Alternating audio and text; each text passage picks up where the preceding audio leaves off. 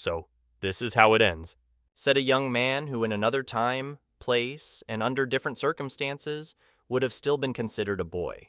The youth's black hair was drenched by the rain pouring down from the overcast sky above, and his face was caked in blood, mud, and grime.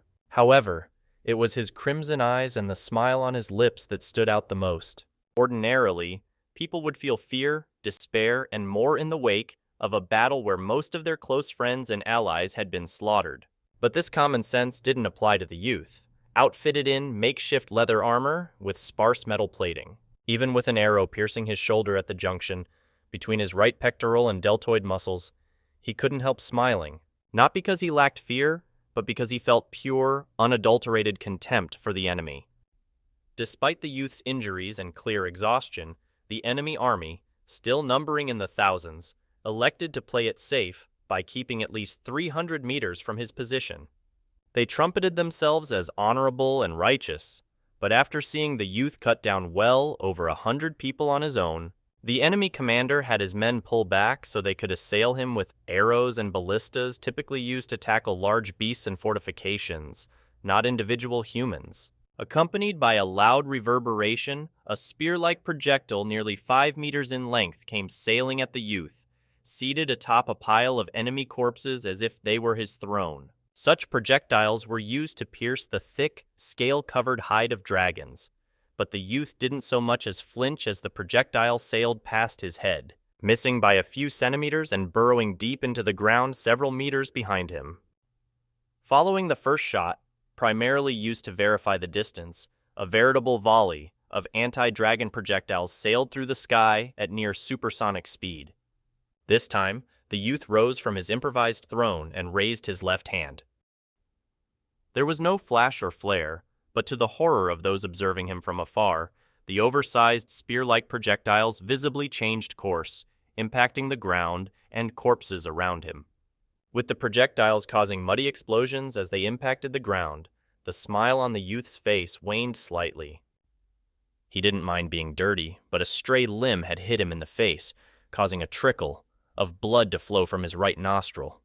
The rain washed away most of the dirt, blood, and grime, but as the heat gradually drained from his body, he felt cold, numb, and increasingly powerless. Fortunately for the youth, the enemy commander determined there was no reason to continue assailing him with ballistas. Instead, he ordered 6 similarly dressed women, each sporting maroon, gold-trimmed robes, to step forward. Moments later, as hazy bluish-white energy emanated from the women, the air around the youth became hot as specks of red and orange. Energy materialized around him. At the same time, an eddy formed in the clouds overhead, crackling with the same red and orange energy as a massive funnel of flames promptly descended on his position. Regaining his smile, the youth raised his left hand, his fingertips turning black before glowing like hot coals as he mused, "So it's strategic class magic next." Before the funnel of flames could reach him, the youth made a throwing motion toward the enemy army, causing the trajectory of the tornado to change drastically. He lacked the strength to redirect it directly on top of the army, but it was enough to spook them into scattering like ants as the mages who initially cast it worked desperately to get it under control and disperse it. Their panic caused the youth's smile to blossom and his ruby-red eyes to twinkle, but as he had overdrafted his power, his left arm had turned completely black, adorned by glowing orange fractures. Then, as it had been seared to the bone, it abruptly fell off, fragmenting into several pieces from his elbow down. "And there goes my—" Before the youth could finish his utterance, a figure abruptly emerged from his shadow, followed by a glowing silvery white blade piercing his back, emerging from his chest covered in distinctive gold-tinted blood. Seemingly unaffected by the fact his heart had been pierced, the youth looked back to find a petite, similarly aged girl with short golden hair and crimson eyes standing behind him. He immediately recognized her as a member of his clan, but instead of feeling betrayed or outraged, his smile broadened even further as he mused, "What an absurd world," before slumping like a marionette with its strings cut as the girl, with tears in her eyes, twisted her blade and unleashed a pulse of mana through his body, causing him to explode from the inside. Aiden didn't know what happened when others died, but when he and his 3 closest friends perished in a plane jacking, they all ended up in the same place. As far as they could tell, it was neither heaven nor hell, but nebulous darkness populated by a floating, fragmented island supporting a glowing ash tree. Thus, when the black-haired youth, Eskar, exploded into countless pieces, Aiden awoke beneath the canopy of the tree he and his friends had taken to calling Yggdrasil. Rising to a seated position with a groan, Aiden took a moment to inspect his body to see if and how it had changed. When he originally arrived at the strange island, he had been pale-skinned and pushing 120 kilograms despite his height of 178 centimeters. Now, his complexion was much healthier, bereft of a single blemish, and while he wasn't sure of his weight, his abdomen was flat, almost toned. Looking to his right, separated by a thick root, Aiden found a young man with spiky pale blonde hair that naturally flowed away from his scalp like a lion's mane. His eyes were closed, but he had fierce bestial features, including pointed ears backed and tipped by black fur, thick eyebrows that forked at the ends, an angular jaw, and a broad nose that transitioned directly into brows and forehead without the usual ridge. His height had to be at least 185 centimeters, and his body was a palace comprised of pure, bronze-toned muscle, further tinted brown by the sun. Devour is such a broken ability, thought Aiden. When the person to his right, Xander, first arrived at the island, he was a tall, portly, bear-like man with a graying beard. Now, if you ignored his pointed, fur-covered ears, he wouldn't look out of place among a group of bodybuilders. Closing his eyes, shaking his head, and exhaling through his nose, Aiden reminded himself that his dominant wasn't exactly useless. Devour might allow Xander to absorb the traits of whatever he ate, but Dominate let him manipulate virtually anything. Attempting to control those more powerful than himself, or manipulate concepts he didn't understand, came at a cost, but it was still a remarkably broken ability if utilized well. With such thoughts in mind, Aiden looked to his left, his eyes widening as he discovered a girl with pale pink hair and slightly pointed ears sleeping in the gap between 2 roots. She had delicate, almost doll-like features, fair skin that appeared to glow, and a lithe body reminiscent of a gymnast. But that wasn't the reason for Aiden's stupefaction.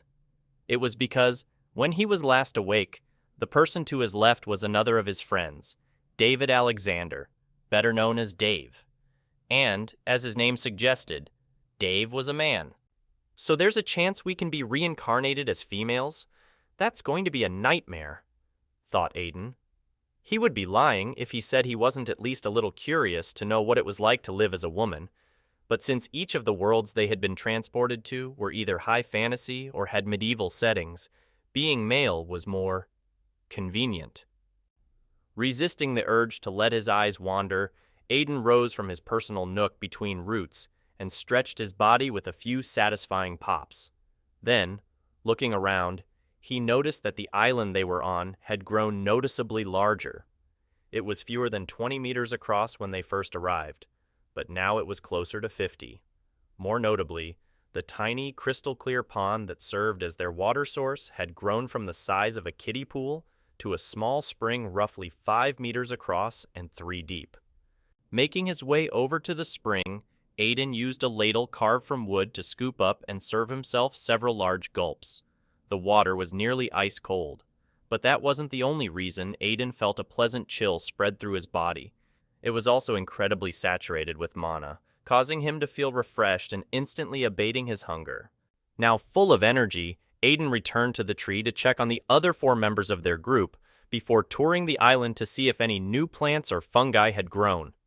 He was typically the first to die when they were sent to a new world, as his authority was incredibly taxing, so he took it upon himself to check the island's condition and ensure everything was in order as he waited for the others to awaken.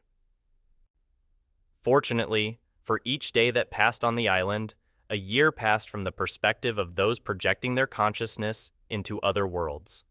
They also agreed that, unless they met up with each other and decided to stay longer, they would only remain in a world for 30 years, max. Dave, in particular, had violated this agreement a few times, but since he usually had a good reason, Aiden never personally faulted him for it. "Now, let's see what we're working with," muttered Aiden, seated atop a large stone that had appeared in the interim between his reincarnation as Eskar and his literal backstabbing. The window listed his full name, Aiden Ward. Next was his title, Pathwalker, which provided him with 10% increase to parameters based on the number of worlds visited. Next was his current race, Spirit. Age was healthy, 71. And below that was a list of various parameters. Health, 3,084. Mana, 3,287. Constitution, 113, raised by Pathwalker to 180. Strength, 35, similarly raised to 56. Agility, 42, raised to 67. Dexterity, 35, raised to 56. Intelligence, 28, raised to 44. Luck, 19, raised to 30. Spirit, 20, raised to 32. Wisdom, 35, raised to 56. Charisma, 28, raised to 44. Next was his soul tier sitting at level 1, and lastly his karma, 33,492. After that, there was a list of skills he had. His innate was first, Dominate, Grade D Mage, with Grade B Swordsman, with Grade B Cooking, with Grade B Spearman, with Grade C, Pain Tolerance, with Grade C, Hunger Resistance, with Grade C, Hunting, with Grade D, Meditation, with Grade D, Concealment, with Grade D, Observation, with Grade D, Tracking, with Grade E. 33,492, muttered Aiden, frowning. Karma was the currency used by the game-like system he and his friends had been given to keep track of their growth and the various objectives they could complete in the worlds they were transmigrated, reincarnated. It could be acquired by performing both good and bad deeds, but the best way to earn karma was to influence the course of history and leave a lasting impact. As he had been unjustly labeled the second coming of the Demon King for merely unifying a few frontier clans, Aiden expected to accumulate at least a few 100,000 karma for the bullshit he had been forced to tolerate. 30,000 was nothing to scoff at least compared to his past earnings, but it was apparent that his name and deeds had been buried following his demise. Following an exasperated sigh, Aiden deliberated for a few minutes before purchasing 3 lucky apples from the system shop. Each cost 10,000 karma, but it was worth it, as they permanently increased his luck stat by 1. Luck was the one attribute that couldn't be trained, at least as far as Aiden was aware, so whenever he had the karma to do so, he purchased lucky apples in the hopes that his fate in future incarnations would be at least marginally better. Aiden's first incarnation after arriving at the island had him reincarnate as the 7th son of a peasant farmer, just as winter was approaching, so he ended up abandoned in the woods, torn apart by a pack of wolves.